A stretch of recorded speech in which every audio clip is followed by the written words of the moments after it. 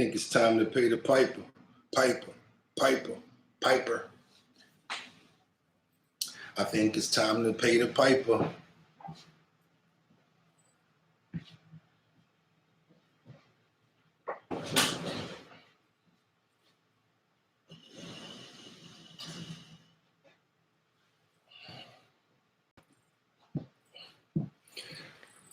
Yeah, so here we go. You're looking at somebody who felt really stupid by not being able to get that PPP loan. Everybody was out here stacking and macking and getting their paper together, while everybody else was, I don't have a business, I don't know how to do it, so they weren't doing it. A lot of people just said, you know what, we're going to just let somebody else do it for us. They're going to just, whoever friend or whatever person that they knew that was doing those PPP loans, they were like, yo, can you hook me up? Can you do it for me? But now, what people aren't realizing is when these PPP loans were sent out in the beginning, all of the money was snatched up by major corporations. The PPP loans were for payroll protection and for businesses to pay their bills because, they were not generating that much monetary. The first time they came out, major big corporations like the NBA and everybody else snatched up all of the money. Quick, fast, and in a hurry. Cool. So the second time that it came out, the government designed it to where the money would go to small business owners, primarily small business owners that generate from, I think it was like 20,000 or 10,000 to $5 or $6 million a year. What you have to understand is the government does not want to pay unemployment, because once you pay unemployment and you have to deal with much of these companies coming in, now you have much more monetary to be lost in overall. So what would be smart is to try to keep these businesses in business, because they're in business and they're paying their taxes. They're keeping people employed, and the employer and the employment situation is actually controlling what's going on. Once someone is fired or loses their job, they have to go on unemployment and depend on the government anyway. So imagine the government letting everyone get fired or go on unemployment. They were not going to be able to handle this overall. So to make a long story short, this is why the Paycheck Protection Plan was enacted. So now, what people didn't realize is at the same time that the Payment Protection Plan was enacted, what's his name? Secretary? William Barr. The same time that the loans were actually enacted, he put into place a fraud department, because they automatically knew that there were going to be a lot of people that did not deserve these loans that are going to be trying to fraudulently apply for them. And what happened? There was a lot of people that tried to fraudulently apply for them. And it's crazy because, if you're one of the people that are out here like myself, you're a hustler, you like to get money, you like to have flashy stuff, you like to dress well, you want to pay your bills, you like to vacation, you like jewelry, you like the finer things in life. You only live one time, so why not enjoy it? So that's the way that I live as well. So I'm out here looking at it like, oh my God, all of these people are making all of this money. I can't get in on it. I don't know how to do it. I don't have a business. A friend of mine even reached out to me and told me, yo, I know how to do it. What's up? Do you want me to hook you up? But through the grace of God, I didn't do it. And I just kept on working. And I said to myself, you know what? Build up your business and you'll be all right because you don't need any fast money or whatever. I've seen this happen before where it was like the drug era. All of my friends are selling drugs and they're making money and they're doing their thing. I'm out there watching them, and the next thing you know, boom, they all get arrested. And I'm like, whoa, I thought that they were living a happy life. Now they come home from jail and they're asking me for a job. So that's a whole different 360 situation. But back to the Paycheck Protection Program, I've seen a lot of people throughout the entire summer, whether it was the unemployment money that they were getting, buying dirt bikes, motorcycles, exotic cars. I don't know how they was getting this money. So now it's starting to come around and it's starting to make sense. Now, the fraud department that was enacted had immediately started arresting people. So in August, the checks started coming out. September, October, people started being arrested. And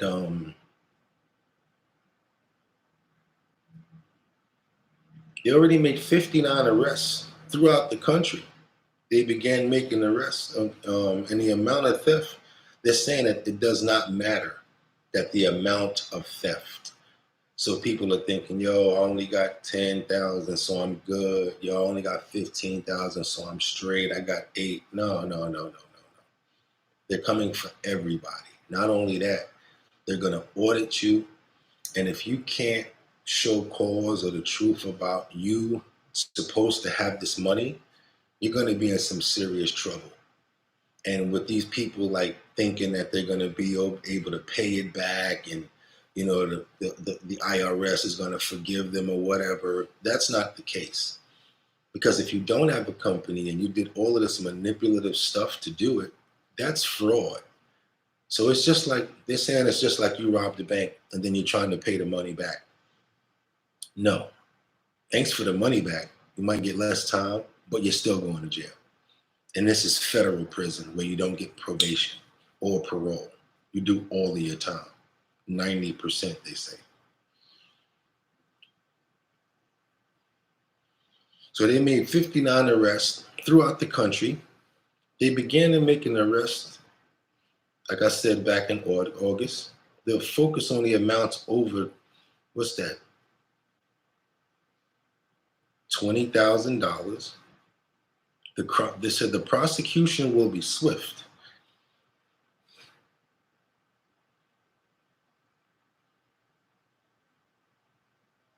Oh yeah, they also said that they have a phone number to report the people to whoever's out there fronting.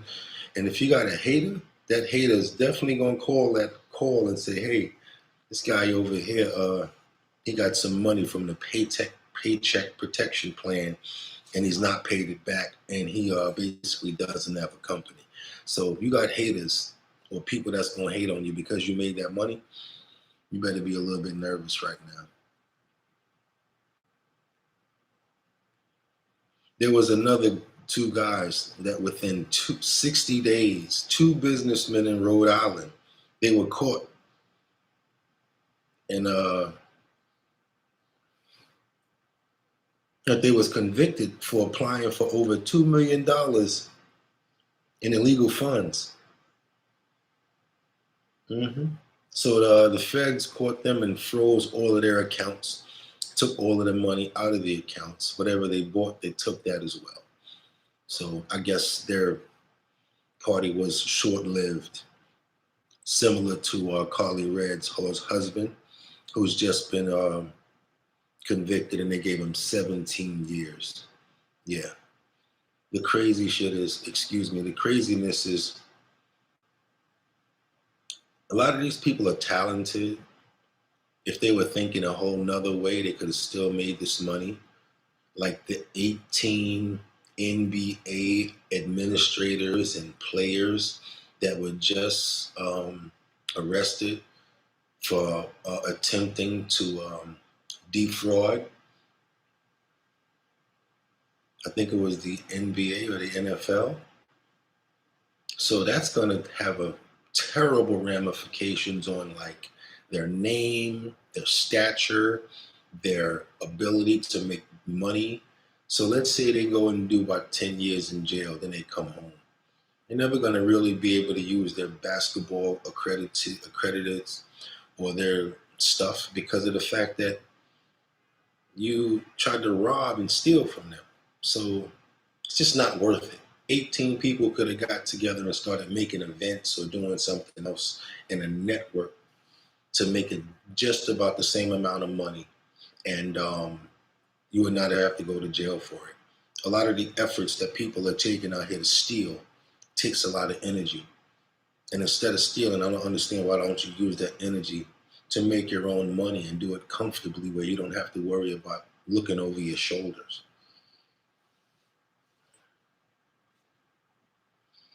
Yeah, so all they're doing now is if you get caught, they're taking all of the money and freezing your accounts, whatever sort of possessions that you bought or that you may have, they're taking that.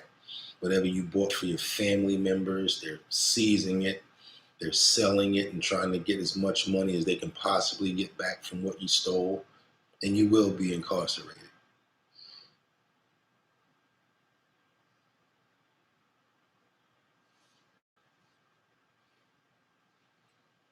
Another thing about the PPP loans and that a lot of these people are not understanding, let's say you claim PPP or PPE or that you needed money to run your business, right? Even if you do have a business or you don't have a business, let's say you do have a business and you claim for PPP, but you're living in government subsidized housing and you claim for over $100,000. Okay, so we gave you the money, but we also understand that you're living in subsidized housing here. So if you're making $100,000, you don't need subsidy as far as for your home anymore. So it's great that you're doing good now. So we can take off the subsidy for your apartment or your home and let's just do clean business. And that's the way it's going to go now. So you're damned if you do and you're damned if you don't. So that's why it's not always safe to fish in a pond just because everyone else is fishing there. If you've already got enough food at home, be satisfied with what you have. It's an analogy.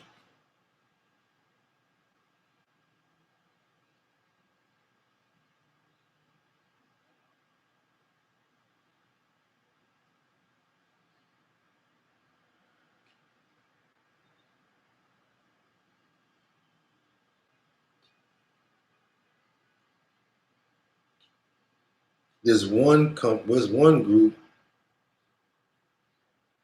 they got away with millions. This one guy filed 15 fraudulent applications to eight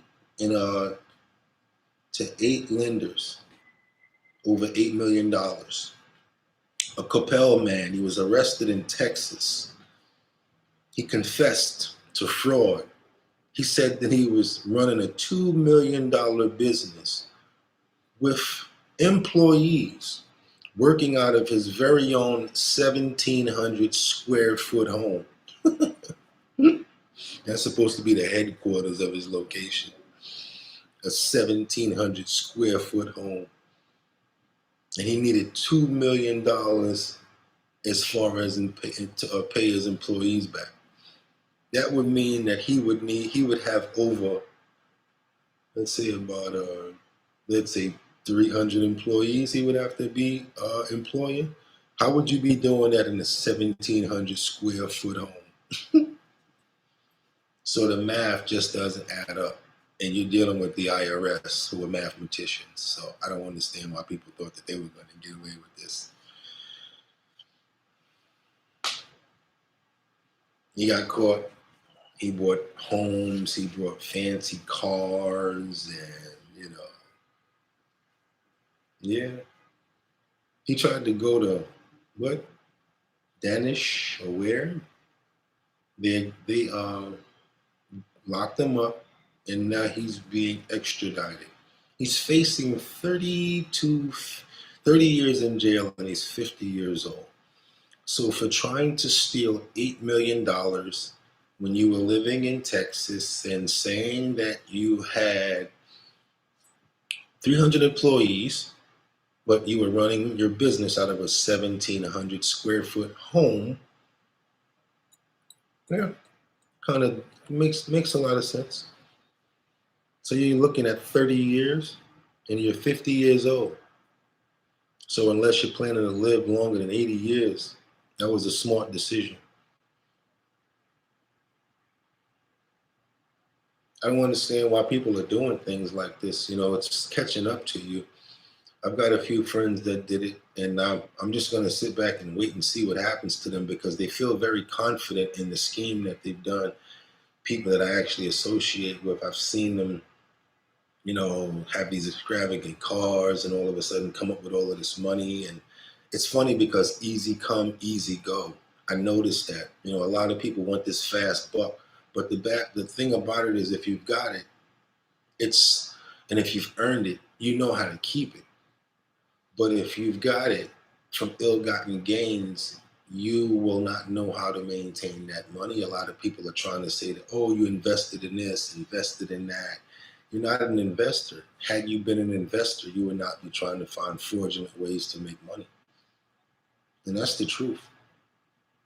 It's just the bottom line truth. People need to really look out for what's going on right now. And hopefully I can give a little groundwork on what's going on right now. You might want to Google it because there's been a lot of arrests this month as well when it comes down to these PPP loans. There's people that's trying to do these GoFundMe pages. There's people that are trying to, all types of things that they're trying to do. But the IRS is not playing. And it's crazy because, people really thought that they were going to get away with it. They're even coming for the people that were setting up the accounts. So like if you were, oh yeah, I can get you this money from this PPP loan, I'll hook it up for you. They're coming for you too.